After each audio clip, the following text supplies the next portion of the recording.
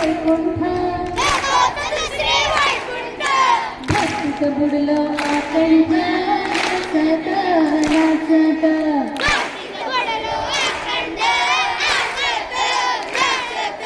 मुखात भरला ज्ञानोबा डोळ्यात भरला तुकोबा हृदयी भरला विठोबा हसत नाचत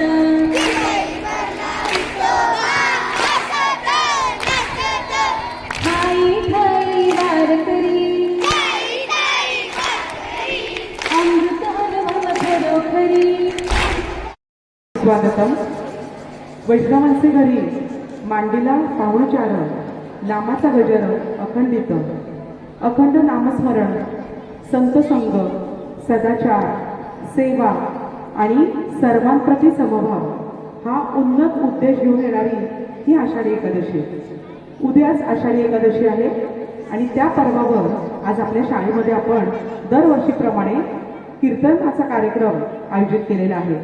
या कीर्तनाच्या कार्यक्रमाद्वारे आपल्यापर्यंत विठ्ठलाची भक्ती पोहोचवणं आणि त्याच संदर्भात आपल्याला मार्गदर्शन करण्यासाठी आपल्याला लाभलेल्या बालकीर्तनकार माननीय कुमारी गार्गी गुंगुर्डे, तिच्या समवेत आलेले तिचे कुटुंबीय, तिची आजी आजोबा, तिचे आई बाबा आणि तिचा लहान भाऊ, आपल्या शाळेच्या पर्यवेक्षिका सौ मीनाक्षी भाटवणीकर मॅडम, आपल्या पालक शिक्षण संघाच्या उपाध्यक्षा म्हणून कार्यरत असणाऱ्या माननीय सौ सारिका कुलकर्णी मॅडम, उपस्थित शिक्षक, शिक्षकेतर वृंद आणि प्रिय विद्यार्थी मित्रांनो, आपणा सर्वांचे या कार्यक्रमात शाळेच्या वतीने मी मनपूर्वक स्वागत करते. तुम्हा सर्वांनाच आषाढी एकादशीच्या खूप खूप शुभेच्छा. आपण सर्वजण समोर बघणार आहोत मुलांना, कुठेही हालचाल नकोय, समोर लक्ष सगळ्यांचं. आषाढ महिन्यात शुक्ल पक्षात येणाऱ्या एकादशीला आपण आषाढी एकादशी म्हणतो. याच एकादशीला देवशयनी एकादशी, हरिशयनी एकादशी, महा एकादशी किंवा पद्म एकादशी असं म्हणून संबोधतात. वर्षभरातल्या सर्व एकादशांपैकी अनन्यसाधारण महत्त्व असणारी श्रेष्ठ अशी ही एकादशी मानली जाते. अध्यात्मात असं संबोधलं जातं की या दिवसापासून विश्वाचे पालन करता, पालन पोषण करणारे भगवान श्री विष्णू क्षीरसागरात शेषनागावर निद्रासीन होतात. त्यांची ही योग निद्रा आषाढी एकादशीपासून चालू होते आणि ती कार्तिकी एकादशी, जिला प्रबोधिनी एकादशी असंही म्हणतात, तर त्या दिवशी त्यांची ती निद्रा संपते. या 4 महिन्याच्या अवधीला म्हणजे जी आषाढानंतर श्रावण, भाद्रपद, अश्विन आणि कार्तिक या 4 महिन्याच्या कालावधीला आपण चातुर्मास असं म्हणतो. मग भगवान विष्णू हे निद्रासीन झाले म्हणजे ती आपल्यासारख्या लोकांची झोप होती का? नक्कीच नाही. ती काही सामान्य झोप नाही, तर ती एक दिव्यत्वाची अवस्था आहे. मग यातनं आपण काय शिकायचं आहे मुलांना? आपणही आत्मचिंतन केलं पाहिजे, संयम बाळगला पाहिजे, भक्ती, सेवा या आपल्यातील जे गुणविशेष आहे ते अधिक समृद्ध केले पाहिजे. प्रत्येक सणवार आपल्याला चांगली काहीतरी शिकवण देऊ देत असतो. आपल्या शास्त्रामध्ये त्याचं वेगवेगळ्या पद्धतीने महत्त्व सांगितलं जातं. या चातुर्मासात अनेक जण वेगवेगळे संकल्प, निश्चय, व्रतवैकल्य करत असतात. तसाच निश्चय आपल्यालाही करता येईल का? काही चांगल्या गोष्टी आपणही आपल्याला रुजवता येतील का? याचाही आपण या दिवशी एक आत्मशोध घेतला पाहिजे.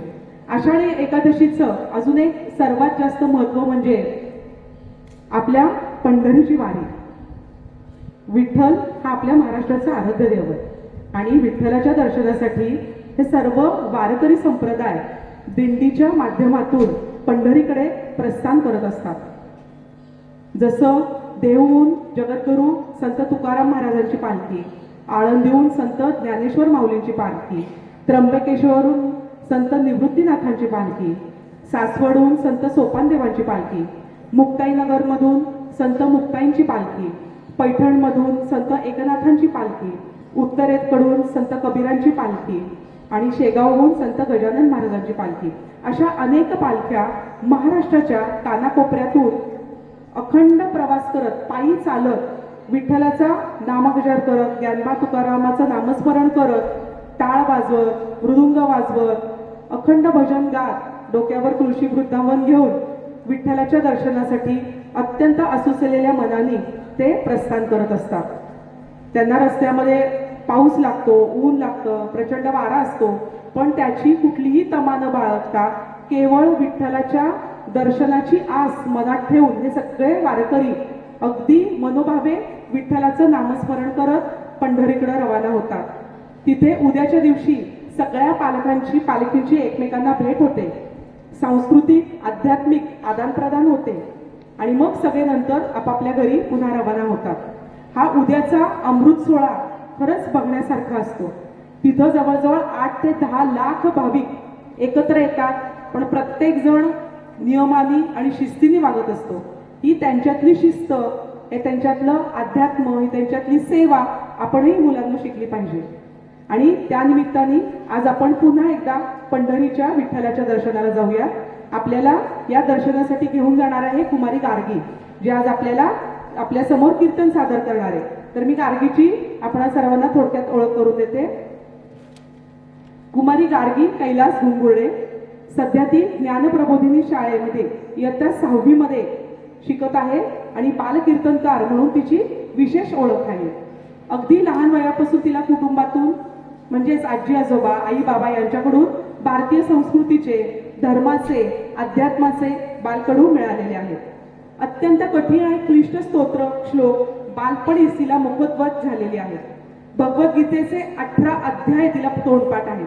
शृंगेरी येथे गीता पठणाच्या स्पर्धेत पहिल्या क्रमांकाने ती उत्तीर्ण झालेली आहे आणि परमपूज्य शंकराचार्यांकडनं तिचा सत्कार झालेला आहे.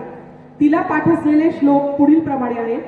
श्रीमद भागवत कथा प्रथम स्कंद संस्कृत 200 श्लोक, पाणिनी महाराष्ट्रकृत अष्टाध्यायी 4000 सूत्रे, वेदांत दर्शन अर्थात वेदव्यास रचित ब्रह्मसूत्र, विष्णू सहस्रनाम स्तोत्र, ईशावास्य उपनिषद, महिषासुरमर्दिनी स्तोत्र, महालक्ष्मी अष्टक, रामरक्षा, शिवतांडव, शिवमहिम्न, मेघासूक्त, स्त्री सूक्त, हनुमान चालिसा, संकटनाशनम गणपती स्तोत्र, मारुती स्तोत्र, प्रज्ञाविवर्धन स्तोत्र, चतुश्लोकी भागवत, प्रातः स्मरण इत्यादी. हे सगळे मुलांना तिला पाठ आहेत, अगदी एवढ्या लहान वयातही. ब्राह्मण संघ कोल्हापूर आयोजित वक्तृत्व स्पर्धेत राज्यात द्वितीय क्रमांक तिला प्राप्त झालेला आहे. पावकी, निमकी, दिडकीचे देखील पाढे तिला पाठ आहे. सोलापूर आकाशवाणी केंद्रावर दर रविवारी बालसभा कार्यक्रमात गार्गीने म्हटलेल्या श्रीमद भागवत गीतेचे एक अध्याय नेहमी ऐकवला जातो. श्लोक पाठांतराबरोबरीनेच श्रीमद भागवत महात्म्य, भागवत कथा, जनाबाईचे जाते, मुक्ताबाईंची गोष्ट, ज्ञानेश्वर महाराज संजीवन समाधी प्रसंग व्याख्यान, दीपावली महापर्वाबद्दल व्याख्यान, तुलसी विवाह कथा, हनुमान जन्मोत्सवानिमित्त शिवनेत्र या विषयावर व्याख्यान, अशा अनेक धार्मिक विषयांवर गार्गीने प्रवचन, माहिती, कथा, व्याख्यानं दिलेली आहेत. लहान वयातील तिच्यातील गुणवत्ता, तिचे कर्तृत्व, तिची बुद्धिमत्ता खरोखरच अतुलनीय आहे, वाखाणण्याजोगी आहे. गार्गी, खरंच तुझे खूप खूप कौतुक आणि तुझ्या पुढील वाटचालीसाठी आम्हा सर्व विद्यार्थी, शिक्षक, शिक्षकेतर, पालक यांच्यातर्फे खूप खूप शुभेच्छा. या निमित्ताने आपल्या गार्गी आपल्या समोर कीर्तन सादर करणार आहे, तर तिचा आपण सुरुवातीला सत्कार करूया. मी आपल्या पालक शिष्य संघाच्या उपाध्यक्षा माननीय सौ सारिका कुलकर्णी मॅडम यांना विनंती करते की त्यांनी गार्गीचा सत्कार आणि तिचं स्वागत करावं.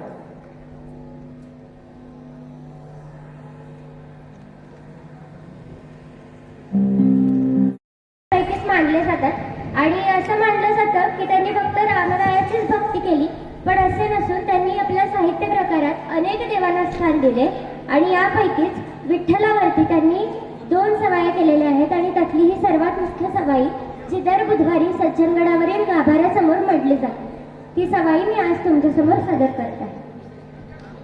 नाम विठ्ठल सुंदर, नाम विठ्ठल सुंदर, ब्रह्मा विष्णू आणि हर, गुणातीत निर्विकार शुकादिकी गायला. चंद्रभागा रम्य तीर, चंद्रभागा रम्य तीर, तेथे उभा कटिकर, दिंड्या पताका पार, यात्रा घोष दाहला. तेथे येता रामदास तेथे येता रामदास दृढ श्रीराम विश्वास रूप पालटोनी त्यास रामरूपी भेटला. पुन्हा विठ्ठल रूप राम विठ्ठल एक रूप पूर्व पुण्य हे अमूप लक्ष पायी ठेविल्या म्हणावा जय जय राम. धन्यवाद. श्री गणेशाय नमः. श्री सरस्वत्यै नमः. श्री गुरुभ्यो नमः. सजयति सिन्धुरवदनो देवो यत्पादपङ्कजस्मरणं वासरमणिरिव तमसां राशिं नाशयति विघ्नानां. नमस्ते शारदे देवी सरस्वती मतिप्रदे वसत्वं मम जिह्वाग्रे सर्वविद्याप्रदा भव. नमस्तस्मै भगवते नारदाय महात्मने कामक्रोधविहीनाय ऋषीणां प्रवराय च. गुरुर्ब्रह्मा गुरुर्विष्णुः गुरुर्देवो महेश्वरः गुरुः साक्षात् परब्रह्म तस्मै श्री गुरवे नमः.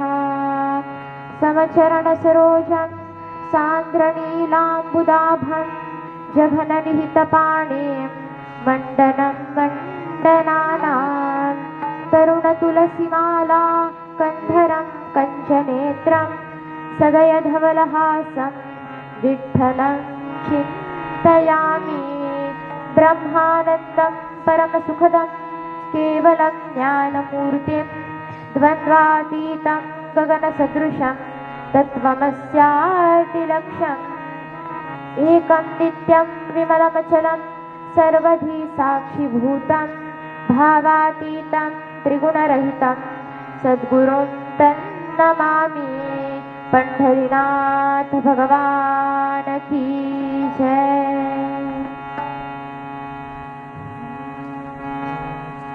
राम कृष्ण हरी जय जय राम राजा राम. राम कृष्ण हरी जय जय राम राजा राम. राम कृष्ण हरी जय जय राम राजा राम. नवनीरद समा नवनीता प्रिया नवनीरद समा नवनीता प्रिया नवल विनोद विहारी राजा राम. नवल विनोद विहारी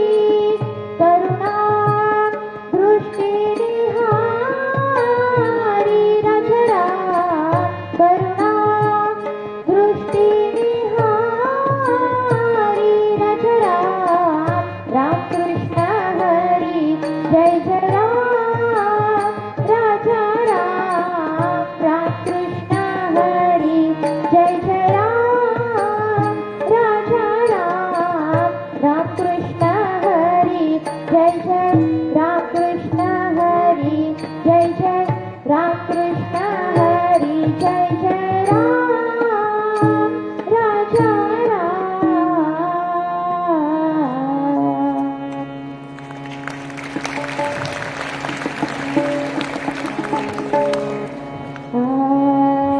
जय सद्गुरु राया कीर्तने जय सद्गुरु राया राया जय सद्गुरु राया कीर्तने जय सद्गुरु राया राया.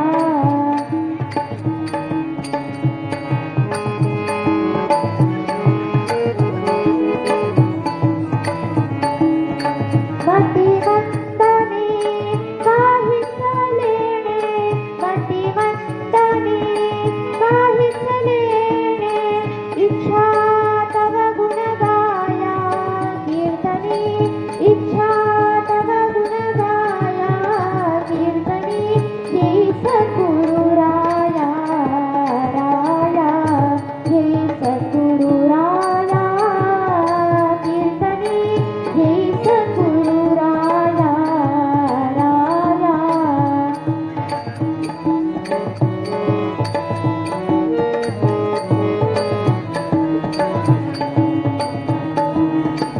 हीन दीन परी मनास वाटे हीन दीन परी मनास वाटे इच्छा तव गुण गाया कीर्तने इच्छा तव गुण गाया कीर्तने जय सद्गुरु राया राया जय सद्गुरु राया कीर्तने जय सद्गुरु राया राया.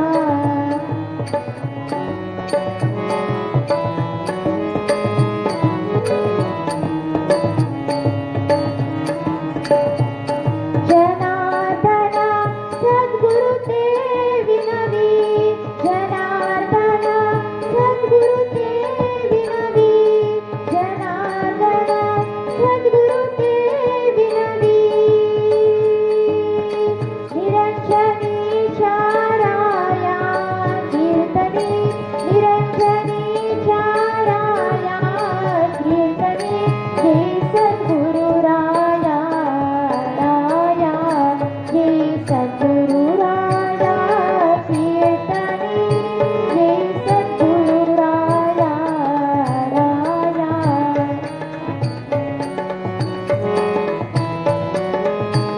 जय सद्गुरु राया राया जय सद्गुरु राया कीर्तने जय सद्गुरु राया राया जय सद्गुरु राया राया जय सद्गुरु राया राया.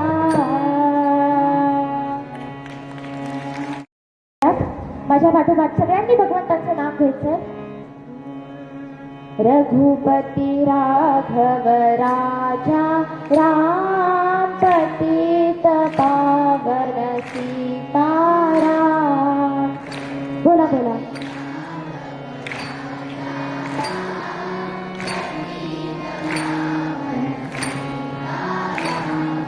रघुपती राघव राजा राम पतित पावन सीताराम. बोला बोला.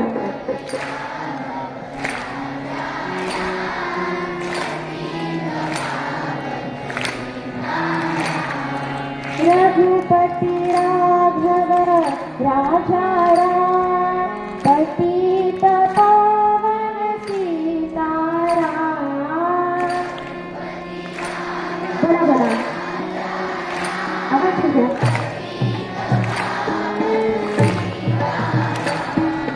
रघुपती राघव राजा राम पतित पावन सीताराम.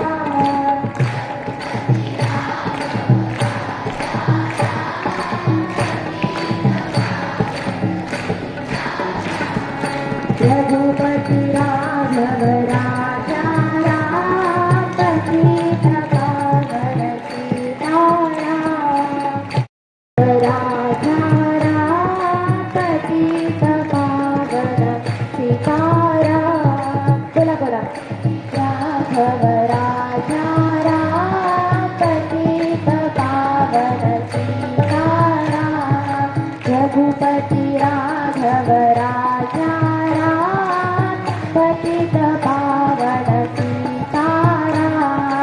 रघुपती राघव राजा राम पतित पावन सीताराम बोला पुंडलिक वरदे हरी विठ्ठल श्री ज्ञानदेव तुकाराम पंढरीनाथ भगवान की जय.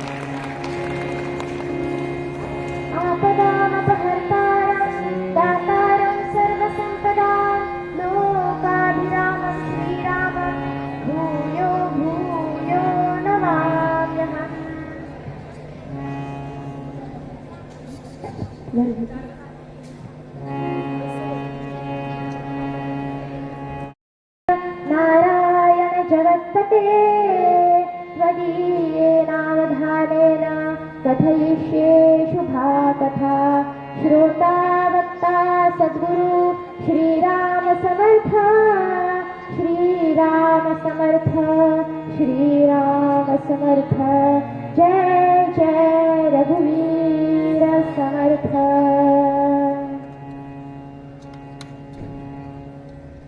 दरवर्षीप्रमाणे विलास मेहता या शाळेमध्ये कीर्तन सेवा आयोजित केली जाते. यावर्षी मला इथे सौ बागेवाडी मॅडम यांनी कीर्तन सेवेची संधी दिली त्याबद्दल त्यांचे मनपूर्वक आभारी आहे. त्याचबरोबर आपल्या माजी मुख्याध्यापिका आदरणीय सौ कुवावकर ताई यांनी बागेवाडी मॅडमना माझे नाव सुचवले त्याबद्दल त्यांचे सुद्धा मनपूर्वक आभारी आहे. सौ कुवावकर ताई या माझ्या बाबांच्या वर्ग शिक्षिकाच होत्या. त्यामुळे सर्वांना वंदन करते. परमेश्वर स्वरूप सर्व श्रोतृवृंदांना श्रद्धात्मक भावाने वंदन करते आणि कीर्तन सेवेला सुरुवात करते.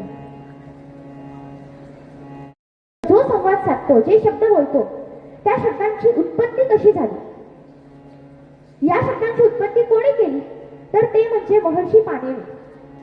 महर्षी पाणिनी, महर्षी कात्यायन आणि महर्षी पतंजली या तिघांनी वेगवेगळी भाष्य रचलेली आहेत. महर्षी पाणिनी यांनी अष्टाध्यायी नावाचा व्याकरण ग्रंथ रचला. महर्षी कात्यायन यांनी त्या व्याकरण ग्रंथामध्ये जे काही सूत्र राहिलेले होते त्याचा उल्लेख वार्तिकच्या रूपाने केला आणि महर्षी पतंजली यांनी महाभाष्य रचलं. तर महर्षी पाणिनी हे नेमके कोण होते हो? त्यांची थोडक्यात कथा सांगते.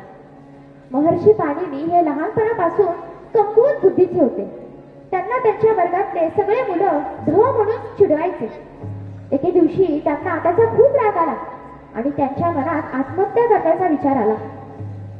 ते घरातून बाहेर पडले आणि रस्त्यातून जात असताना त्यांना खूप तहान लागली आणि त्यांना अचानक समोर काही महिला या आडामधून रहाटाने पाणी काढत असताना दिसल्या. ते तिथल्या एका महिलेजवळ गेले आणि त्या महिलेला म्हणाले, बहनजी, मला खूप तहान लागलेली आहे, पाणी द्याल का? त्या महिलेने त्यांना पाणी द्यायला सुरुवात केली. पाणिनीजी महाराजांनी ओंजळ पुढे केली आणि ती महिला त्यांच्या ओंजळीमध्ये पाणी भरू लागली आणि पाणिनीजी महाराज ते पाणी पिऊ लागले. अचानक त्यांची नजर त्या रहाटावर गेली. त्या रहाटावर जो दगड ठेवलेला होता त्या दगडाला भेगा पडलेल्या होत्या, म्हणजे तो दगड तुटत आलेला होता. त्यांनी त्या महिलांना विचारलं, बहनजी, हा दगड तुटत का आहे? याला इतक्या भेगा का पडलेल्या आहेत? तेव्हा त्या महिला हसल्या आणि म्हणाल्या, अरे तू किती ढ आहेस रे, तुला एवढं पण कळत नाही की ती दोरी त्या दगडाला सारखी सारखी घासल्याने तो दगड तुटत आलेला आहे. महर्षी पाणिनीच्या बालमनावर ही गोष्ट लागली. त्यांच्या मनात विचार आला की जर ही दोरी या दगडाला भेगा पाडू शकत असेल तर आपली बुद्धी परमेश्वराला का प्राप्त करू शकत नाही? आणि त्यांना एक सुभाषित लक्षात आलं. त्यांच्या मनात विचार आला आत्महत्येचा, पण त्यांनी तो विचार सोडून दिला आणि ते भगवान शंकरांची आराधना करण्यासाठी निघाले. एका जंगलामध्ये गेले आणि त्या जंगलामध्ये एका झाडाच्या छायेखाली त्यांनी ध्यानधारणा सुरुवात केली. खूप वर्ष झालं तपश्चर्या केली आणि भगवान शंकर त्यांना प्रसन्न झाले. भगवान शंकर प्रसन्न झाले आणि समोर प्रकट झाले आणि त्यांनी नृत्य करता करता 14 वेळा डमरू वाजवला. भगवान शंकरांची कृपा पाणिनीजी महाराजांवर झाली. पाणिनी महाराजांचे मोठे पाणिनी महाराज झाले, महर्षी पाणिनी झाले आणि पाणिनीजी महाराजांनी तो जो 14 वेळा डमरू वाजवलेला होता त्या डमरू मधून जी अक्षरे त्यांना ऐकू आली ती सूत्राच्या रूपामध्ये पकडली गेली. त्याला शिवसूत्र जालन असं सुद्धा म्हणतात. वृत्तावसाने नटराज राजो ननाड ढक्का नवपंचवार ऊर्धत्व काम सनकादी सिद्धांत एतद विमर्शे शिवसूत्र जालन. ही 14 सूत्र म्हणजे कोणती आहेत? तर ती 14 सूत्र म्हणजे अ इ उण रील ट्रिक ए ओम ऐ औच हय वरट लड यमं कडनम झ भै घडदश जब गडदश ख फ छट ख छट टौ कपै शशसन हल. ही 14 सूत्र आहेत. त्यातली पहिली जी 9 सूत्र आहेत ती म्हणजे स्वर आणि बाकीचे सगळे व्यंजन आहेत. त्यातूनच या शब्द संपत्तीची निर्मिती झालेली आहे. आपण जो संवाद साधतो तो याच्यामुळेच साधू शकतो. त्यामुळे महर्षी पाणिनींचे आपल्यावर खूप मोठे उपकार आहेत श्रोते. त्याचबरोबर व्याकरण ग्रंथ हा जो आहे तो खूप महत्वाचा आहे. तो आपल्याला मुखोद्गत असायला हवा. पाणिनीजी महाराजांनी अष्टाध्यायी हा व्याकरण ग्रंथ रचला. त्यामध्ये 4000 सूत्र आहेत. ती सूत्र आपल्याला मुखोद्गत असली पाहिजेत. त्याचबरोबर अजून एक महत्वाचं म्हणजे भागवत. भागवत तर आपल्या सर्वांना माहितीच आहे. महर्षी व्यासांनी भागवताची रचना केली. त्यामध्ये भगवान कृष्णांच्या सगळ्या लीलांचं वर्णन केलेलं आहे.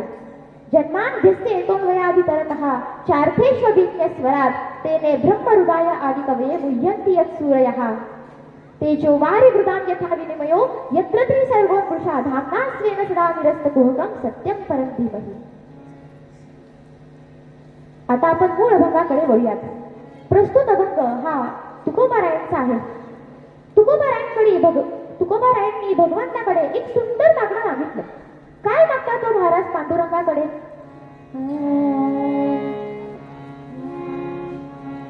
हेची भावी माझी आस जन्मोजन्मी तुझा दास पंढरीचा वार करी वारी सुकोने दे हरी संत संग रंग सर्व काळ अखंड प्रेमाचा कल्लोळ चंद्रभागे स्नान तुका मागे हे चिदान पंढरीनाथ भगवान की जय.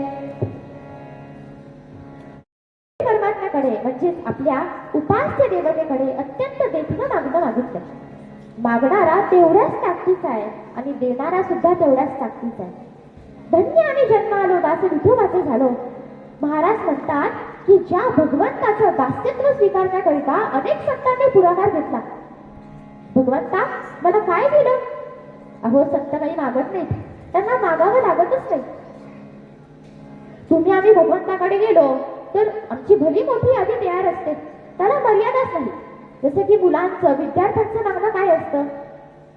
मला गणितात पैकीच्या पैकी मार्क मिळू दे, इतिहासाचा पेपर सोपा जाऊ दे, माझा पहिला नंबर येऊ दे. मोठ्या माणसांची मागणं काय असतात?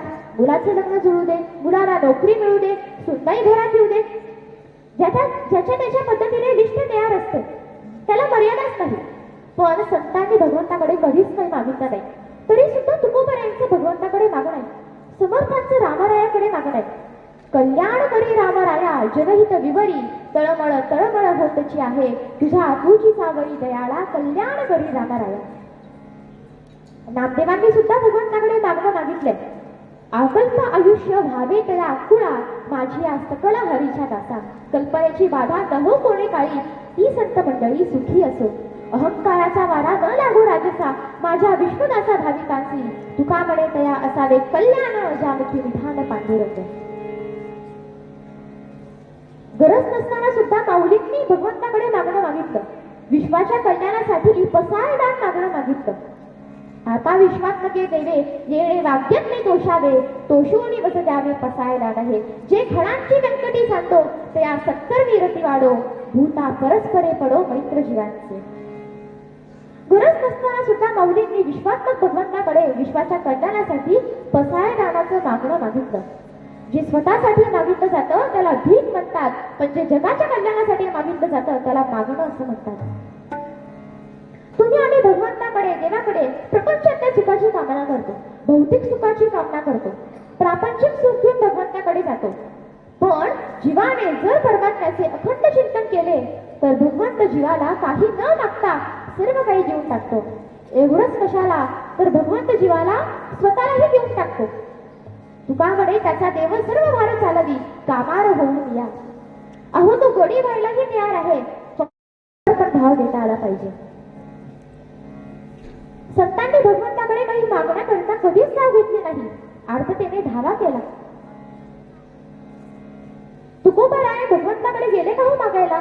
नाही गेले. भगवंतच त्यांच्या मागे लागले होते, माग माग काहीतरी माग म्हणून. संतांनी भगवंताकडे मागण्याकरिता धावा केली नाही, आर्थतेने धावा केलेला आहे. आपण आपल्यावर संकट आलं की आपण भगवंताचा धावा करतो. भगवंता माझं संकट दूर होऊ दे बाबा. देवाकडे गेलो, मंदिरामध्ये गेलो, पहिली मागणी हीच असते, भगवंता माझ्या आयुष्यात संकट भर आणू नकोस. या संकटांना आपण अगदी विलन करून ठेवलंय. पण आपण आपल्यावर संकट आलं की आपण भगवंताचा धावा करतो. पण संतांनी मात्र भगवंताकडे कधीच काही मागितलं नाही. तरी सुद्धा भगवंत तुकोबारांच्या मागे लागले. तुकोबा काहीतरी मागा, काहीतरी मागा, माझ्या इच्छेकरता काहीतरी मागा. तेव्हा तुकोबा म्हणतात, देवा आता तूच माग माग म्हणून मागं लागलायस म्हणून मागतो म्हणाले. आणि तुकोबांनी भली मोठी लिस्ट भगवंतासमोर ठेवली.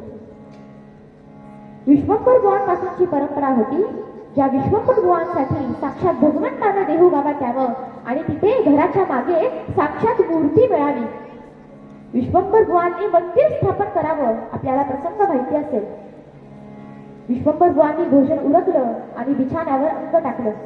डोळ्यातून पाणी वाहते आणि अशा वेळी पत्नीला विचारावं, काय झालं, आज अस्वस्थ वाटत आहात? तेव्हा बुवा म्हणतात, माझे हातपाय लटपडतायत, यंदा वारी काही घडणार नाही असं वाटतंय. विश्वंभर बुवांच्या पत्नीला विचारावं, असं काय मिळतं हो वारीला गेल्यावर? तेव्हा बुवा म्हणतात, जो वारी करतो ना त्यालाच कळतं, जो ती वारी अनुभवतो त्यालाच तो अनुभव घेता येतो. ब्रह्मानंद ज्याला म्हणावा असा आनंद ही भक्त मंडळी वारीमध्ये घेतात. घरी बसून वारीचं महत्व कळणार नाही. आपण सामान्य माणसं, आपण निश्चय करतो यंदा नाही जमलं तर पुढच्या वर्षी जाऊ, नाही जमलं तर त्याच्या पुढच्या वर्षी जाऊ. असं म्हणत वारी नाही घडेल का? नाही घडणार.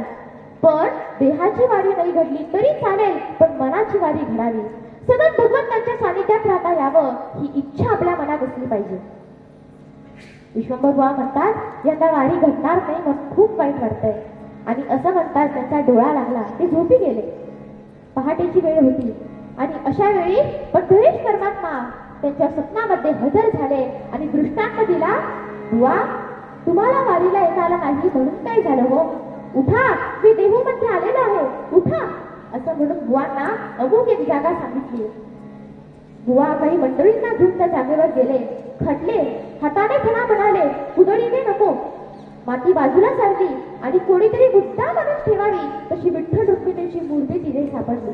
मंदिर स्थापन झालं आणि अशा पिढीमध्ये जन्माला आलेले आमचे तुकोबा आहे. पुढच्या काळात त्यांचे आई वडील गोल्लोबा आणि कक्काई यांचे तर भक्तीचं असं सामर्थ्य होतं.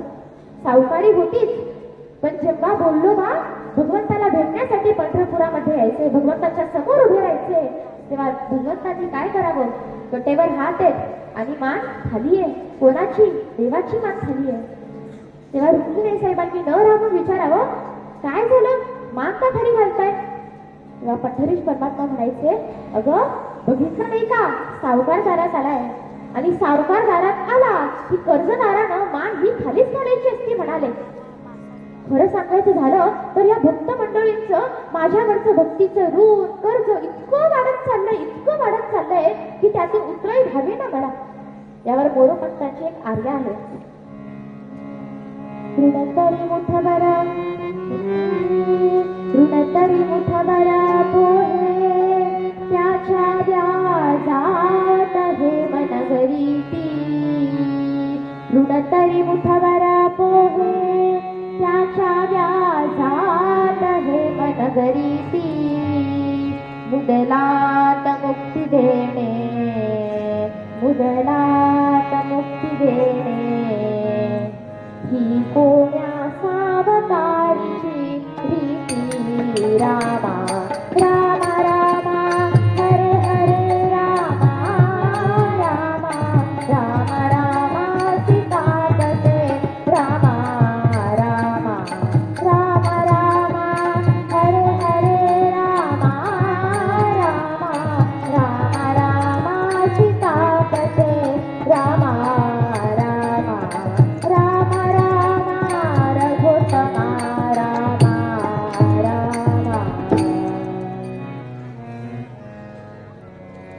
पुढच्या काळामध्ये जेव्हा तुकोबाराय भगवंतासमोर गेले भगवंताचं दर्शन घेण्यासाठी, तेव्हा भगवंतानं स्वतः दारामध्ये यावं आणि तुकोबारायांना म्हणावं, तुकोबा काहीतरी मागा हो, काहीतरी मागा. त्या तुकोबा म्हणतात, देवा तू काय मला देणार रे? तू काय देणार मला? माझ्या वडिलांची विराशिवा देवा. देवा मला माझ्या वडिलांची विरास आहे, ती आमची खरी इस्टेट आहे, संपत्ती आहे आणि ती हक्काने माझ्याकडे आलेली आहे. तुकोबा तर म्हणतात, गाठीतले शब्द आहेत. तुकोबा म्हणतात, तुझे चरण गहाण पांडुरंग. देवा अरे तुझे चरणच आमच्याकडे गहाण आहे, तर आम्ही तुझ्याकडून अजून काय घ्यावं रे? अरे देवा तूच जर आम्हाला प्राप्त आहेस तर आम्ही तुझ्याकडून काही मागण्याची अपेक्षा का करावी? देवा मला काही नको, काहीही नको. कल्पना करा, तुकोबांच्या जागी आपण असतो तर आपल्या लहान मुलांचं ठीक आहे, आपण काहीतरी मागून घेतलं असतं म्हणा, पण ज्यांना मतदानाचा अधिकार आहे, जे मोठे वरिष्ठ आहेत, त्यांनी काय मागून घेतलं असतं? लोकसभेचं विधानसभेचं तिकीट मागून घेऊन टाकलं असतं. आपली लिस्ट तयार असते, त्याला मर्यादाच नाही. पण तुकोबा म्हणतात, देवा काहीही नको मला, मला काहीही नको म्हणाले. भगवंत म्हणतात, तुकोबा काहीतरी मागा, माझ्या इच्छेकरता काहीतरी मागा. तेव्हा तुकोबा म्हणतात, देवा आता तूच माग माग म्हणून मागं लागला आहेस म्हणून मागतो म्हणाले. आणि तुकोबांनी भगवंताकडे भरी मोठी लिस्ट मागितली. काय मागितलं हो? हेच व्हावी माझी असं जन्मोजन्मी तुझा दास. हे मागणं मागितलं, मला हेच हवे देवा, बाकी काही नको. नाही म्हणता म्हणता तुकोबांनी भरी मोठी लिस्ट भगवंतासमोर ठेवली. हेच व्हावी माझी असं जन्मोजन्मी तुझा दास. मराठी भाषेमध्ये चकार वापरला. कोणाला घरी बोलवायचं असेल तर आपण काय म्हणतो? उद्या आमच्या घरी या बरं का? व समोरचा काय म्हणतो? हो येऊ बरं का?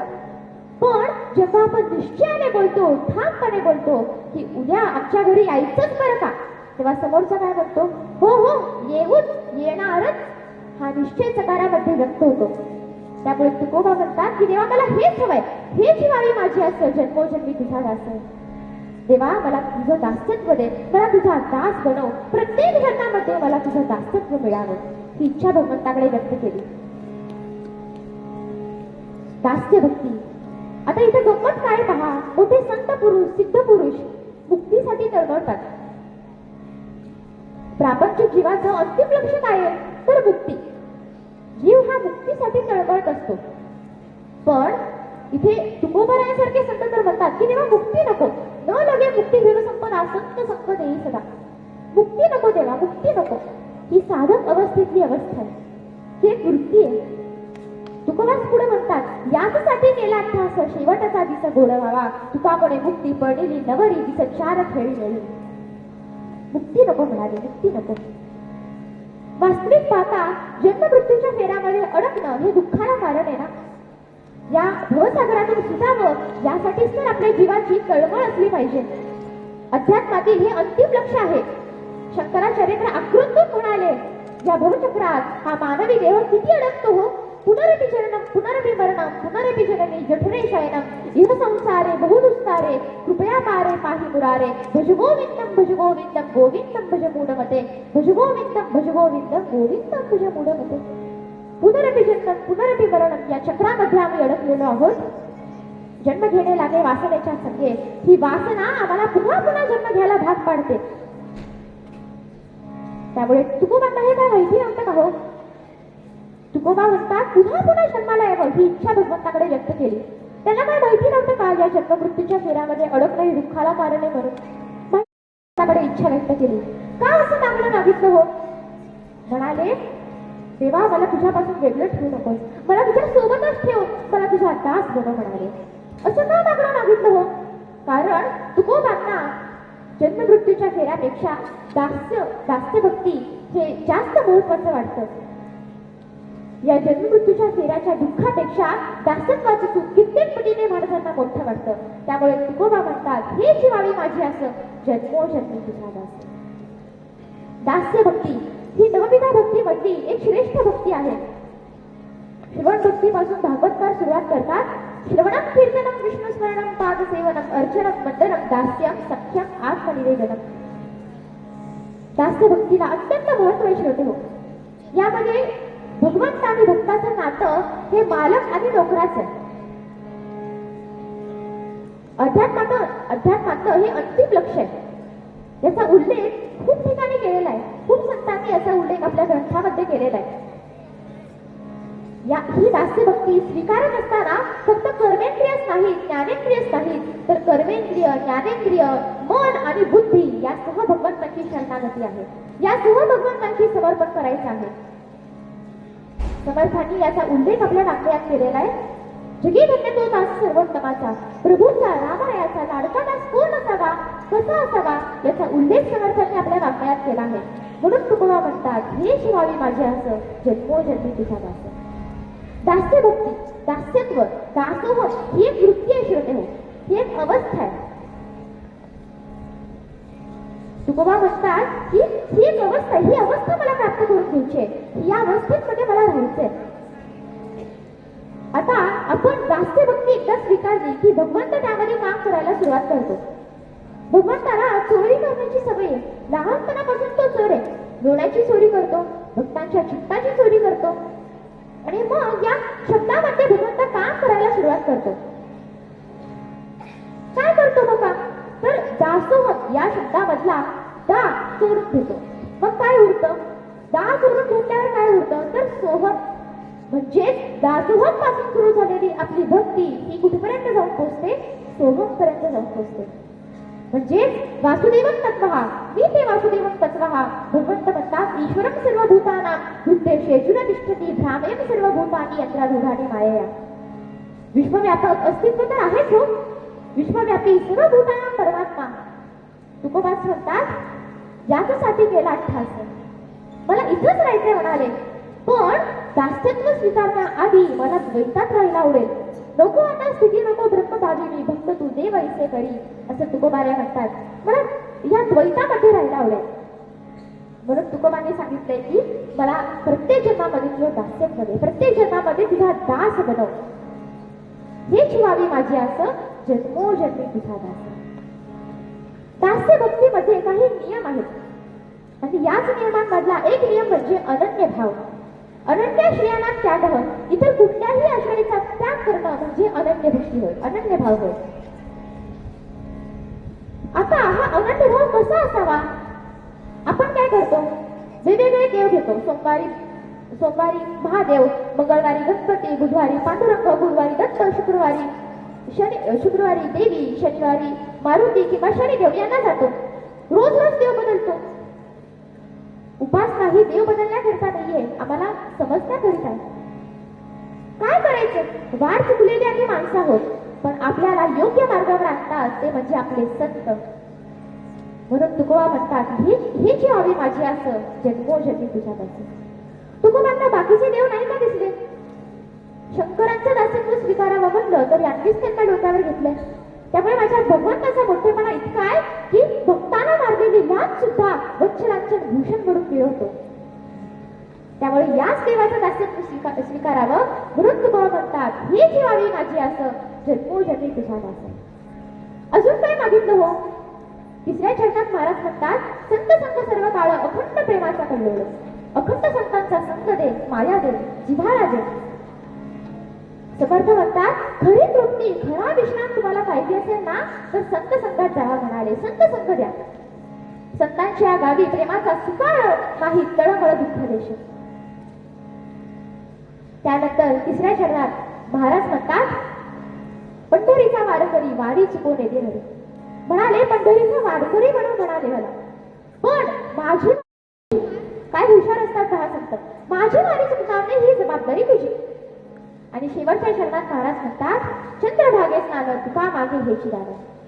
चंद्रभागेचं जल हे साक्षात भगवंतांची रथ हो. त्यामुळे हे स्नान मला अनुभवता यावं, हे स्नान मला करण्यासाठी मिळावं. त्यामुळे तुकोबा म्हणतात की चंद्रभागे स्नान तुका मागे हेची दान. मागण्यात सुद्धा किती समर्पण असावं याचं उत्कृष्ट उदाहरण म्हणजे हा अभंग आहे. भगवंत आपल्या भक्ताकरिता काय करायला तयार होत नाही, सगळं करायला तयार होतो. अगदी गर्भवास सोसायला सुद्धा तयार होतो हो. याचा दृष्टांत म्हणजे द्रोणाचार्यांचा पुत्र अश्वत्थामा याने जेव्हा उत्तरेच्या गर्भावर ब्रह्मास्त्र सोडलं तेव्हा उत्तरा व्याकुळ झालेली होती. तिच्या बाजूला द्रौपदी उभी होती. मला वाटतं द्रौपदी ही उत्तरेची सासू आहे. सासूनं सुनेला हेच सांगायचं असतं. काय सांगायचं असतं तर म्हणाली अखंड नाम घे, भगवंतांचं नाम घे. ब्रह्मास्त्र सोडलंय ना, नाम घे, भगवंत तुला वाचवेल. दास्य भक्तीमध्ये जसा अनन्य भाव आणि निश्चय महत्वाचा आहे ना तसं अखंड भक्ती सुद्धा महत्वाची आहे. त्यामुळे म्हणाले भगवंतांचं नाम घे. सासूनं सुनेला हेच सांगायचं असतं. नाहीतर आत्ताच्या काळातले सासू काय म्हणतात, तो बघ टीव्हीवर कोणता चॅनल लागलाय, ते तारक मेहता लागलाय बघ, काय हास्यचित्र लागलीये ते बघ. असं करायचं नसतं हो.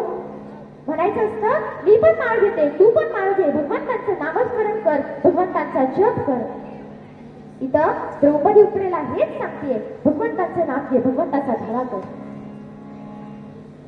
भगवंत काही लांब नव्हते हो, जवळच होते. आले, लवकर आले आणि म्हणाले अशा वेळी उत्तरेला म्हणतायत उत्तरे मला तुझ्याकडे काहीतरी मागायचे म्हणाले. उत्तरा म्हणते देवा अशा मरणप्राय प्रसंगात तुला माझ्याकडून काय हवंय रे? तेव्हा भगवंत म्हणतात उत्तरे मी मागेल ते देशील का? उत्तरा म्हणते माग देवा. आणि तेव्हा उत्तरेनं मागावं आणि तेव्हा भगवंतांनी मागावं उत्तरे मला तुझं मातृत्व दे.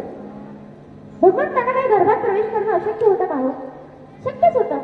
पण तरी सुद्धा उत्तरेचं मातृत्व मागून घेतलं. दोन माता होत्या, एक जन्म देणारी, एक सांभाळ करणारी. तरी सुद्धा हे मातृत्व भगवंतांना कमी पडलं की काय? उत्तरेचं मातृत्व मागितलं, उत्तरेच्या गर्भामध्ये प्रवेश करण्याची परवानगी घेतली आणि मग गर्भामध्ये प्रवेश केला. आणि मग नंतर परीक्षितीचं रक्षण केलं. त्यातून आपल्याला असं कळतं की भगवंत आपल्या भक्तासाठी गर्भवास सोसण्यास सुद्धा तयार आहे, गर्भवास सोसायला सुद्धा तयार आहे हो.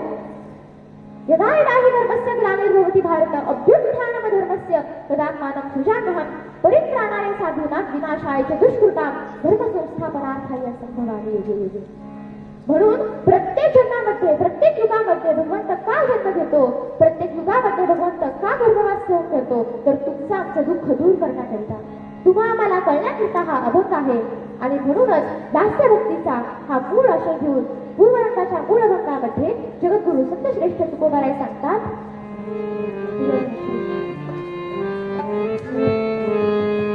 हेची भावी माझी आशा, हेची भावी माझी आशा, हेची भावी माझी आशा, हेची भावी माझी आशा.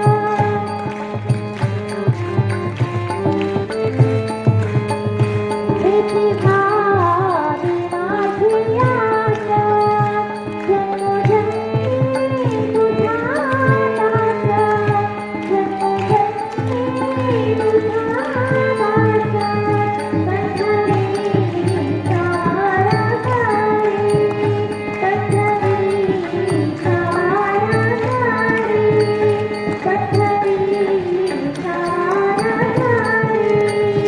हेची भावी माझी आशा, हेची भावी माझी आशा, हेची भावी माझी आशा.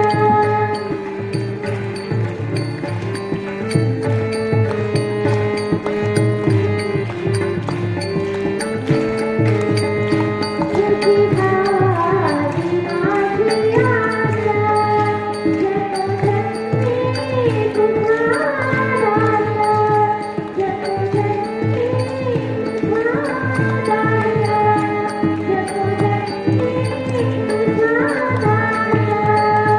हेची भावी माझी आशा.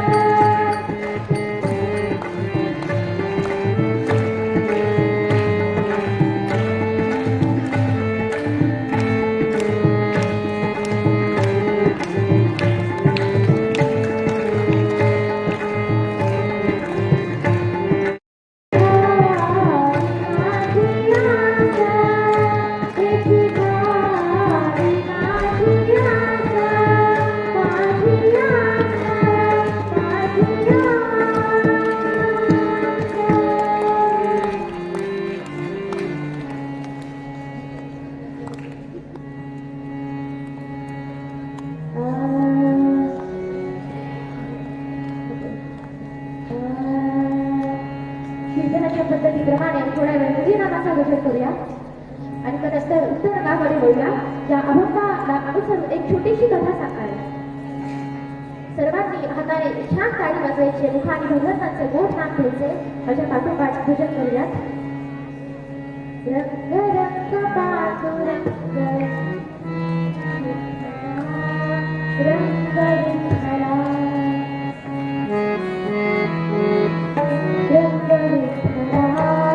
रंग विठ्ठला, रंग विठ्ठला, रंग रंग पांडुरंग, रंग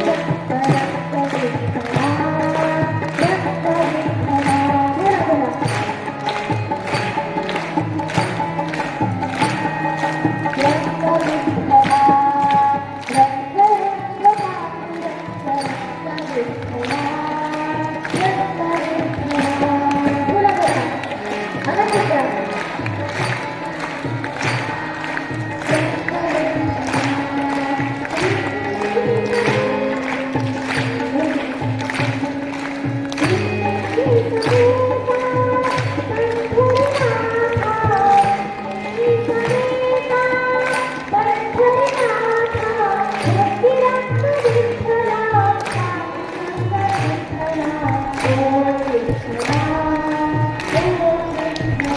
बोला बोला. रंग विठ्ठला, रंग रंग पांडुरंग, रंग विठ्ठला, रंग विठ्ठला. बोला बोला. आनंद घ्या.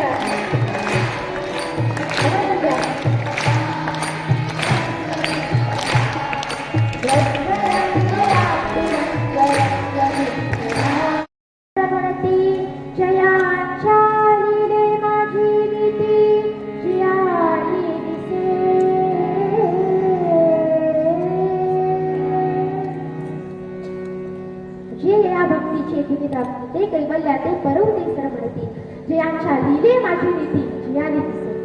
ही माऊलींची सुंदर ओवी आहे, ज्यांच्या सहज बोलण्याने सुद्धा जगाला नीतीचेच पाठ मिळतात असे संत असतात. म्हणून म्हणतात ना, विचारांना आचरणाचं कारण असावं लागतं. सांगणारी मंडळी ही भरपूर असतात हो, पण अनुभवाच्या पातळीवर चालणारी मंडळी ही विरळ असतात. म्हणून आम्ही त्यांना संत म्हणतो. प्रत्यक्ष त्या गोष्टीचा अनुभव घेतात आणि मगच म्हणतात अनुभवाविना माझा हालत नको. भक्तीचा अतिशय सुंदर असा अनुभव त्यांनी घेतला असे आपले संत. भगवंत गीतेत सांगतात, ईश्वरं सर्वभूतानां हृदयेषु तिष्ठति भ्रामयं सर्वभूतानि यत्रानुसार माया. भगवंत सगळीकडे आहे. आधी कीर्तनकार मंडळी सांगतो, सगळे सांगतात भगवंत सगळीकडे आहे, कशाला जायचे पंढरपूरला. पण असं असताना सुद्धा अनुभव आम्ही घेत नाही की भगवंत आपल्या जवळ आहे. अनुभव आम्ही घेत नाही हो, भगवंत आपल्या जवळ आहे. असता तर तुमच्या माझ्यातून नैवेद्य स्वीकारला असता. नामदेवांच्या हातून नैवेद्य का स्वीकारला? देव तुमच्या माझ्यातून नैवेद्य स्वीकारत नाही, कारण आम्ही देव जेवत नाही म्हणून रडत नाही. नामदेव महाराज रडले हो. मला सांगा ना बरं, आपल्या डोळ्यामध्ये खरंच पाणी येतं का? नाही येत. समजा उद्या उपवास केला, भगवंतासमोर नैवेद्य ठेवला, भगवंताला नैवेद्य अर्पण केला, का ठेवून घेतला आम्ही? त्याला नैवेद्य स्वीकारला का? नाही ना. एक दिवस कोणचं लेकरू जेवलं नाही तर आम्ही रडतो हो, पण आज आमचं उपास्य देव जेवलंच नाही, आज माझ्या हातून त्यानं नैवेद्य स्वीकारलाच नाही म्हणून आम्ही रडलो का हो? नाही. म्हणून रडलं आम्ही लबाड भक्ती करतो. पण संतांची भक्ती मात्र अशी नव्हती. विचारांना अनुभवाचं कारण होतं आणि अशी भक्ती होती की त्या भक्तासाठी भगवंतालाच त्याच्याकडे यावं लागलं. देव भावे लाचा मला या न्यायाने भगवंतालाच त्या भक्ताकडे यावं लागलं. तो भक्त पंढरपूरला कधीच गेला नाही हो, पण भगवंताला त्याच्याजवळ यावं लागलं. कोण होता हो असा भक्त? अरणगावचा भक्त सावता, अरणगावचा भक्त सावता, अरणगावचा भक्त सावता, अरणगावचा भक्त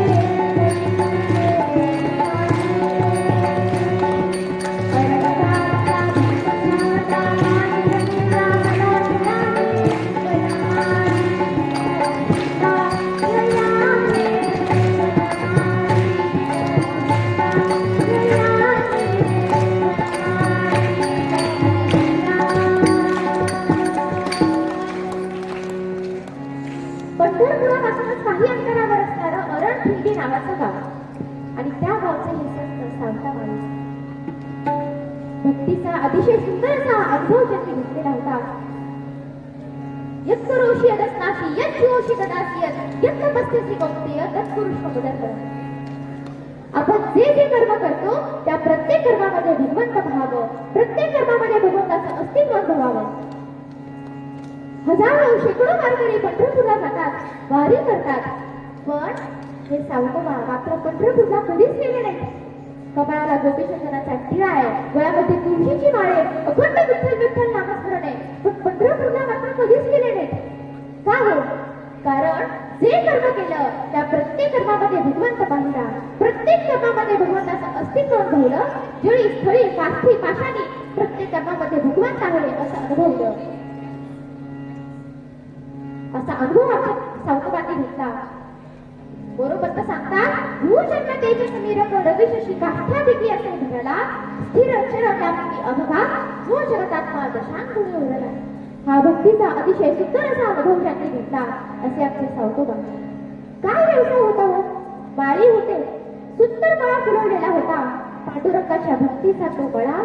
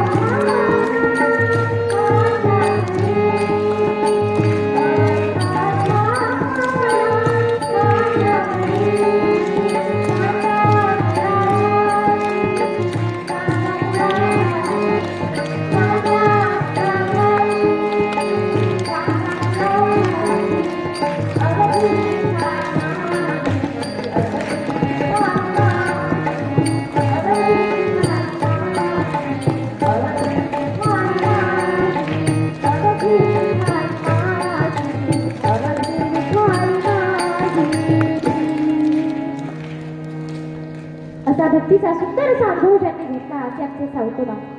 सुंदर मळा भरवलेला होता. पांडुरंगाच्या भक्तीचा तो मळा की जो मळा पाहून भगवंताला सुद्धा भक्तीचा हेवा वाटावा. पांडुरंगाला वाईट नाही वाटलं की सावतोबा जवळ असून मला भेटायला येत नाही म्हणून. पण एके दिवशी रुक्मिणी साहेबांनी न राहून विचारलं, ज्ञानोबा तुकोबांसारखे अधिकारी संत पंढरपूरला करतात, तुमचं दर्शन घेतात आणि मग जातात. पण तुमचा असा कोणी भक्त आहे का की जो तुम्हाला बसतो पण वारी कधीच करत नाही? आहे का असा कोणी भक्त? भगवंत म्हणाले, आहे ना, चल दाखवतो म्हणाले. आणि भगवंत रुक्मिणी साहेबांना घेऊन सावतोबांच्या मळ्यासमोर उभे राहिले. म्हणाले, तो बघ माझा भक्त आहे. काय वेश येऊ सावतोबांचा?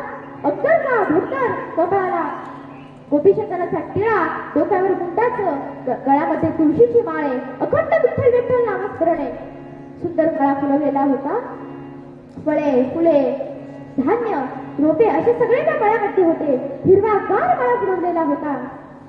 पांडुरंगाच्या भक्तीचा तो मळा. आणि त्या मळ्यामध्ये एक विहीर होती. त्या विहिरीला मोठ लावलेली होती आणि त्या मोठेला 2 बैल जोडलेले होते. भगवंत म्हणाले, तो बघ माझा भक्त आहे. कपडाला गोपीशंकराचा टिळा आहे, गळ्यामध्ये तुळशीची माळ आहे, माझा अखंड नामस्मरण करतो, पण पंढरपूरला मात्र कधीच येत नाही. रुक्मिणी साहेब म्हणाल्या, काय येत पंढरपूरला?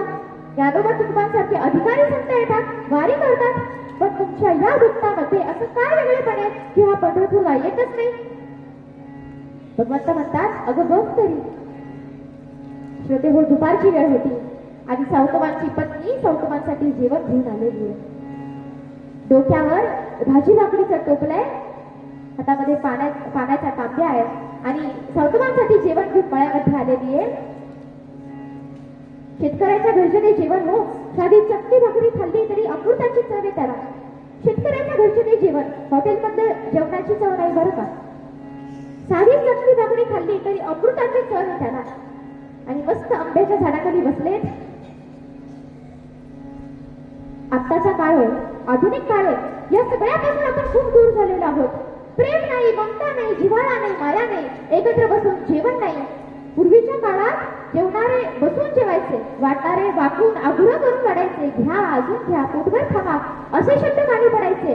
पण आत्ताच्या काळात आम्ही एवढे सोफिस्टिकेटेड झालो की जेवणारे इकडे तिकडे फिरतायत, वाटणारे एका जागी उभे आहेत, पण जेवणारे ताटगुण फिरतायत सगळीकडं, कुठं जागा फिरते का बसायला म्हणून. उभ्या उभ्या जेवतो आम्ही. विचार केला पाहिजे, नेमके आपण पुढे चाललोय की मागे, याचा प्रत्येकाने विचार करायला हवा. आणि सावतबाची पत्नी जेवण घेऊन आली आहे आंब्याच्या झाडाखाली, मस्त हिरवागार सावलीत दोघी जण जेवायला बसले. सावतबाची पत्नी म्हणाली, कारभारी दमला असाल, थकला असाल, खूप काम केलंय तुम्ही, आता 4 घास खाऊन घ्या, थोडी विश्रांती घ्या आणि मग पुन्हा लागा कामाला. सावतबांनी हात धुतला आणि जेवणासाठी बसले. अन्नब्रह्माची प्रार्थना झाली आणि दोघांचंही जेवण सुरू झालं. मस्त आनंदाने भोजन केलं. आणि अशा वेळी सावतबांच्या पत्नीने सावतबांना विचारावं, धनी कारभारने एक प्रश्न विचारू का तुम्हाला? खूप दिवस झाला विचारीन म्हणते, पण राहावे ना म्हणून विचारू का? सावतबा म्हणाले, अगं विचारते. तेव्हा सावतबांच्या पत्नीने म्हणावं, आपल्या लग्नाला 15 वर्ष झाली, पण या 15 वर्षामध्ये मी तुम्हाला पंढरपूरला गेलेलं कधीच पाहिलं नाही म्हणाली. तुमच्या कपाळाला गोपीचंदनाचा टिळा आहे, गळामध्ये तुळशीची माळ आहे, अखंड विठ्ठल विठ्ठल नामस्मरण करता, पण पंढरपूरला गेलेलं मी या 15 वर्षात तरी कधीच पाहिलं नाही म्हणाली. असं का? सावतबा म्हणाले, एवढाच प्रश्न आहे ना, देतो उत्तर म्हणाले. आणि सावतबा सांगतात, अगं हजारो शेकडो वारकरी पंढरपूरला जातात, वारी करतात, पण आणि आपल्या मळ्याच्या समोरूनच जातात बरं. ते मळा आपला इकडे असतो आणि समोरून असे वारीला जातात. एक रात्र आपल्या मळ्यामध्ये मुक्काम करतात, आपण त्यांना शिधा देतो, भोजन करतात, जीव तृप्त होतात आणि मग पुढच्या प्रवासाला निघतात. मग या सगळ्यांच्या मुखातून जर माझा भगवंत जेवत असेल तर मी या सगळ्यांची सेवा करायची सोडून पंढरपूरला कसं बरं जाऊ? या सगळ्यांची सेवा सोडून पंढरपूरला कसं बरं जायचं? अगं भगवंत विटे करायचे असं तुला कोणी सांगितलं ग? भगवंत कुठे नाही असं करून सावतबाने हात धुतला आणि बैलांजवळ आले. बैलांच्या पाठीवरून हात फिरवला आणि कारभारणीला सांगतायत, कारभारणी भगवंत कुठे आहे सांगू का? माझा विठ्ठल विठ्ठल माझा विठ्ठल कुठे आहे सांगू का तुला? आणि सावतबा सांगतायत, बैल विठ्ठल शेत विठ्ठल विश्व विठ्ठल बैल विठ्ठल शेत विठ्ठल विश्व विठ्ठल विठ्ठल वाणी मोठकाळी विठ्ठल विठ्ठल वाणी मोठकाळी विठ्ठल बैल विठ्ठल शेत विठ्ठल विश्व विठ्ठल बैल विठ्ठल शेत विठ्ठल विश्व विठ्ठल विठ्ठल वाणी मोठकाळी विठ्ठल विठ्ठल वाणी मोठकाळी विठ्ठल गोपत राघू मोर मैना चिंती विठ्ठल गोपत राघू मोर मैना चिंती विठ्ठल शिवनी वाणी राघू माझी विठ्ठल बैल विठ्ठल शेत विठ्ठल विश्व विठ्ठल विठ्ठल वाणी मोठकाळी विठ्ठल विठ्ठल वाणी मोठकाळी विठ्ठल विठ्ठल वाणी मोठकाळी विठ्ठल.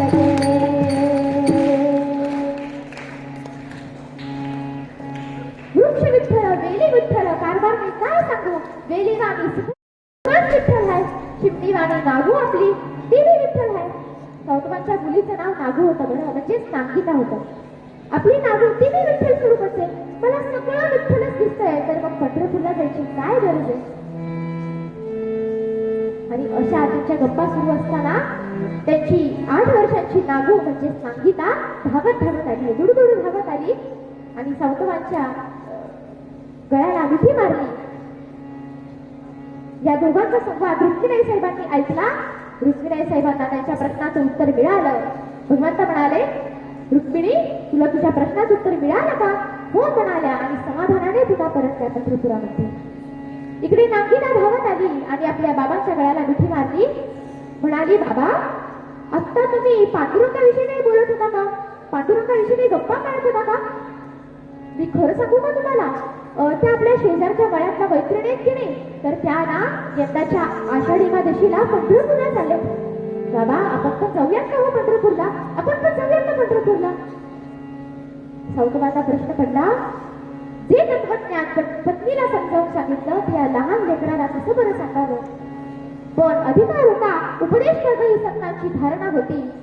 त्या लेकराला जवळ घेतलं, मांडीवर घेतलं आणि पाठीवरून हात फिरवत सांगितलं, बाळ अगं नागू, आपण पंढरपूरला जात नाही याचं कारण असं की हा जो मळा आहे की नाही, तर हा मळा सांभाळण्याची जबाबदारी देवानं आपल्यावर सोपवली आहे.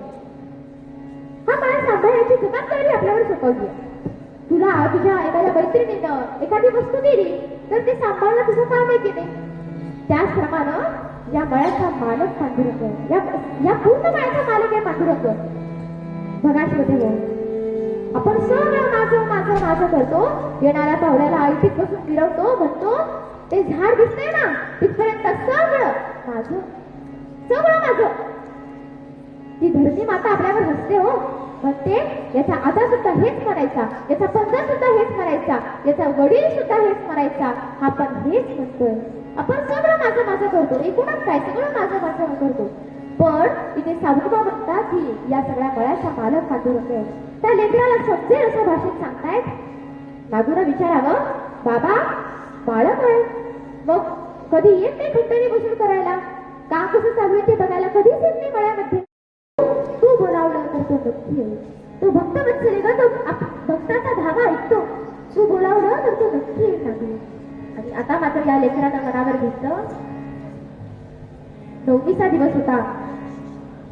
नवमी, दशमी आणि एकादशी या 3 दिवसाच्या अंतरामध्ये ही मुलगी हट्टाला पेटली. सौतमांना म्हणते, बाबा पांडुरंग मळ्याचा मालक आहे, मालक इथे आला पाहिजे. आता मालकाला आणायचे म्हणल्यावर दासानं काय करायचं. अनन्य भाव होता, दृढनिश्चय असा पक्का होता. विठ्ठल विठ्ठल नामघोष सुरू झाला, अखंड भक्ती होती. नागूने पटकन भाजीच्या 4-5 पेंड्या घेतल्या, भाजी धुतली, ती फुटली आणि आपल्या परकराच्या ओशामध्ये ती भाजी घेतली आणि पुन्हा गुडगुड धावत रस्त्यावर उभी राहिली. तिला असं वाटत होतं की कोणती तरी दिंडी आली की तिला वारकरी दादांना ही भाजी द्यावी आणि त्यांना सांगावं की वारकरी दादा ही भाजी की नाही ती तेवढी पांडुरंगापर्यंत नेऊन पोचवा, असा निरोप द्यावा. या उद्देशाने उभी राहिली आहे, रस्त्यावर उभी आहे. खूप वेळ झाला तात्काळात उभी आहे, कुठलीच दिंडी दिसेना. पण अचानक एक दिंडी समोरून येताना दिसली. बरं आनंद वाटला, डोळ्यातून अष्टसात्विक भाव जागृत झाले, धारा वाहू लागल्या. आणि तिथल्या एका वारकरी दादांना विचारलं, वारकरी दादा पंढरपूरला चाललात काय. हो म्हणाले, पंढरपूरला चाललोय. मग माझं एक काम कराल का, आमचा हा मळा आहे की नाही, तर या मळ्याचा मालक आहे म्हणे पांडुरंग, ही माझी एवढी भाजी त्याच्यापर्यंत नेऊन पोचवाल का. आता ते वारकरी होते, गळ्यामध्ये तुळशीची माळ होती, पण जरा उलटे काळजाचे होते, सावकामांचा द्वेष करणारे होते. म्हणाले, पोरी बाप तर कधी येत नाही पंढरपूरला आणि ही भाजी त्याच्या भगवंतापर्यंत नेऊन पोचवायला आम्हाला काही गळी समजलीस का, चल हो बाजूला. असं म्हणून त्या मुलीला ढकललं, भाजी सगळी खाली पडली आणि ती तुडवत तुडवत निघून गेले. सावकामांच्या डोळ्यामध्ये टचकन पाणी आलं. म्हणाले, जर या लेकरामध्ये भगवंत दिसला नाही तर विटेवर कसा दिसेल. या लेकरात जर भगवंताचं अस्तित्व अनुभवताच आलं नाही तर विटेवर कसं अनुभवायला मिळेल. आणि हे म्हणणं खरं ठरलं, काही दिसल्या विटेवर पांडुरंग. परिणाम मंडळी निघून गेली, नागू रडायला लागली. सावटवा म्हणतात, नागू काहीतरी खाऊन घे, अगं काहीतरी खाऊन घे, पोटात अन्नाचा कण नाहीये, पाण्याचा थेंब नाहीये, भूक लागली असेल, काहीतरी खाऊन घे.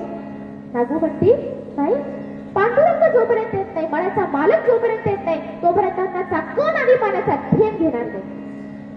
निश्चय असा पक्का होता, दृढ निश्चय होता.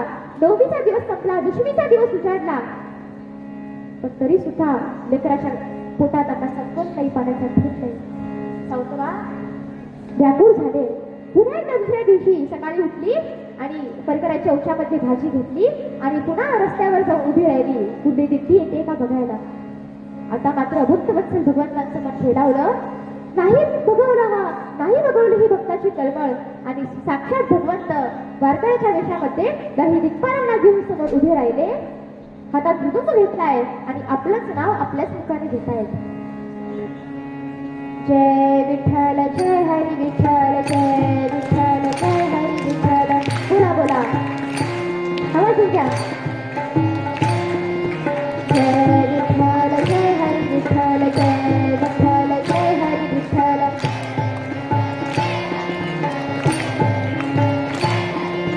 जय विठ्ठल जय हरी विठ्ठल जय विठ्ठल जय हरी विठ्ठल जय विठ्ठल जय हरी विठ्ठल जय विठ्ठल जय हरी विठ्ठल जय विठ्ठल जय हरी विठ्ठल जय विठ्ठल जय हरी विठ्ठल. असा नागोबा सुरू झाला.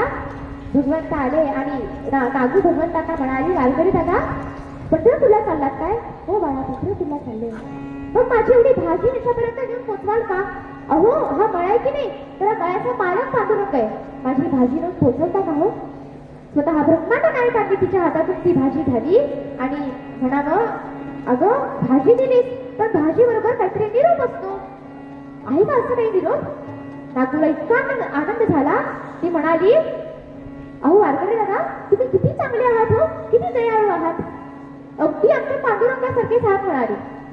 भगवंतांच्या मनात विचार आला, तिनं आपल्याला ओळखली की काय, एकच चुकला की काय?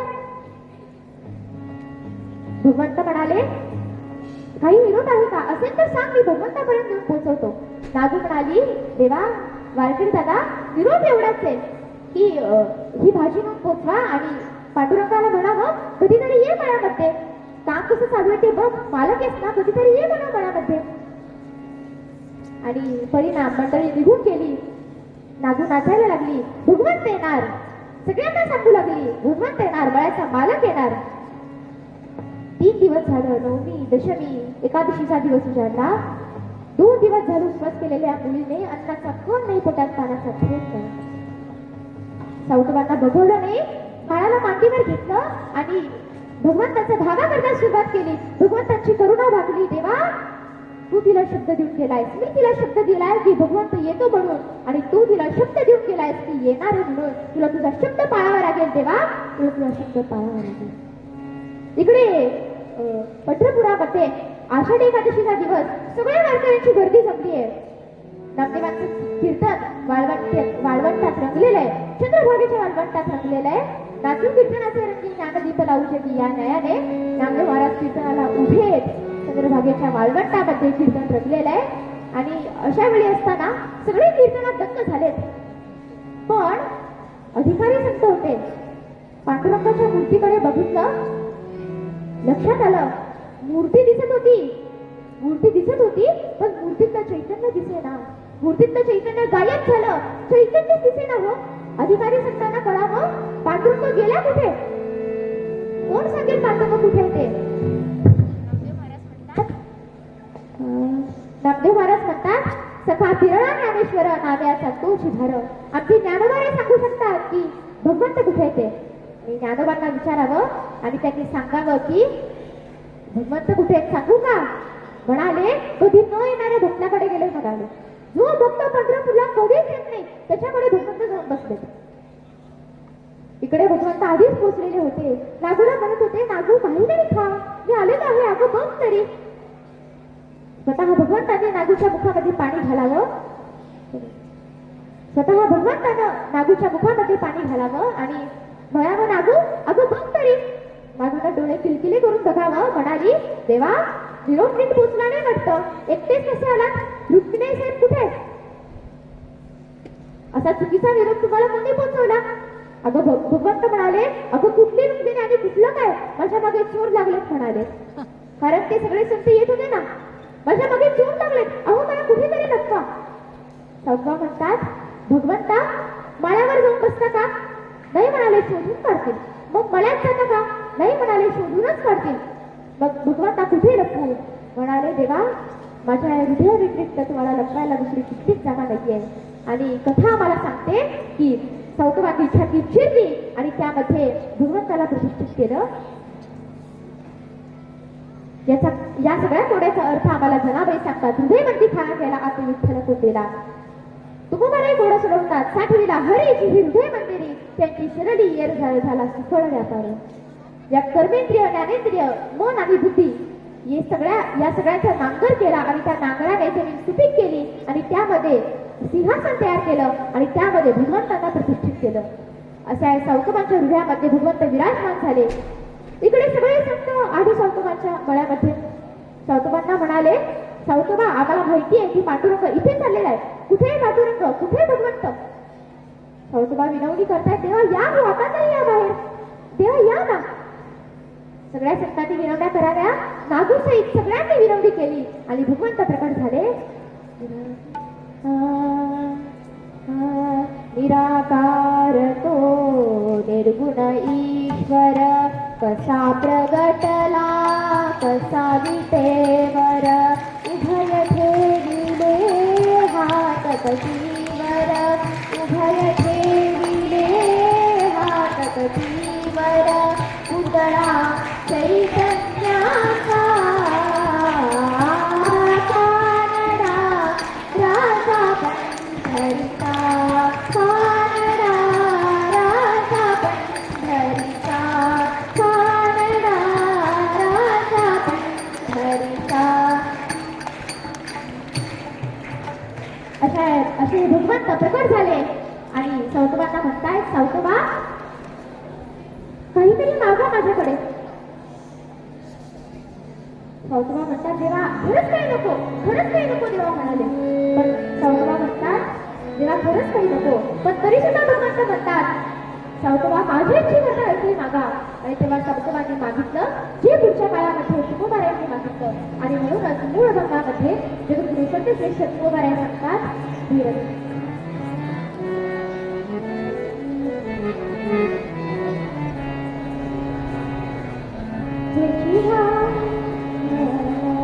देखी भारी माझी आस, देखी भारी माझी आस, देखी भारी माझी आस, देखी भारी माझी आस, देखी भारी माझी आस, जन्मो त्यांचे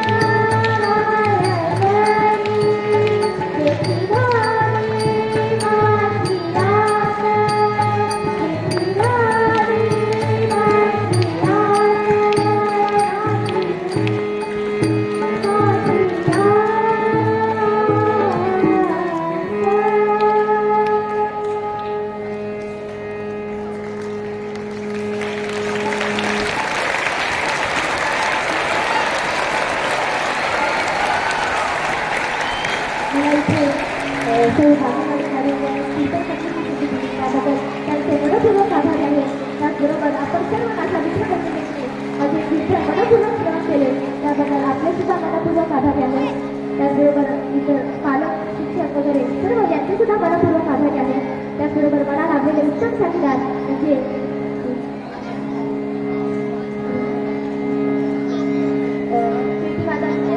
रमा कुलकर्णी यांनी मला उत्तम पेटीची साथ दिली त्याबद्दल त्यांचे मनपूर्वक आभारी आहे.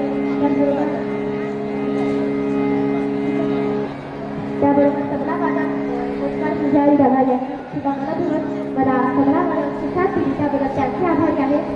एवढे कीर्तन सेवेला पूर्ण विराम देतो. संतांनी जे मागणं मागितलं ते आता भगवंताकडे मागणं मागूया.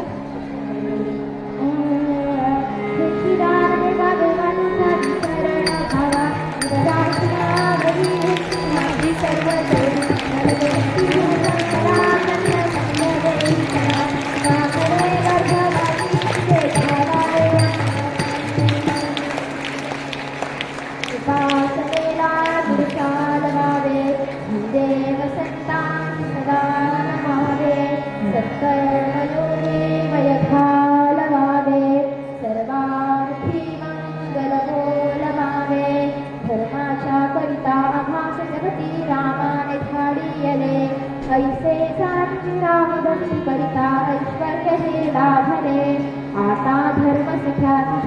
अवघी हा मंत्रत्व तेरे असे इच्छा होईस मानसी कसे हा देह